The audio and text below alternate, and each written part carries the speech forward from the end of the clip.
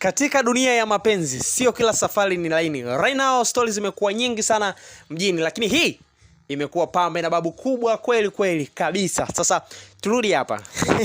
Watu hawachani kwa kuchitiana, bali wanaachana upendo ukiisha. Pale upendo ukiisha umeisha.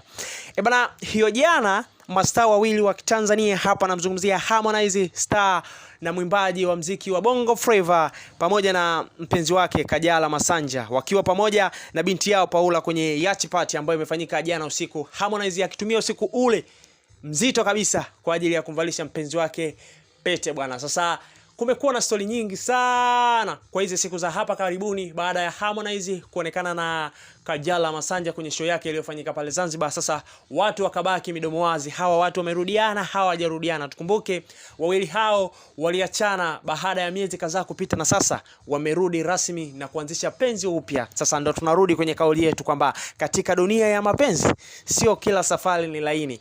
Hawa wawili jana wameonekana kwenye usiku mzito kabisa, na Harmonize akimvarisha Kajala pete rasmi kabisa, anatambulika kuwa ni mke rasmi wa Harmonize.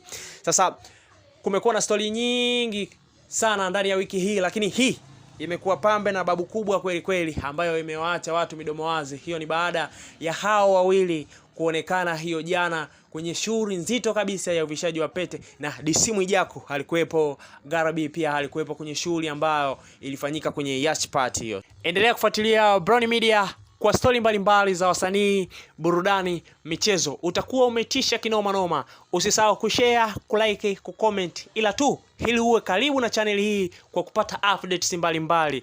Subscribe channel hii.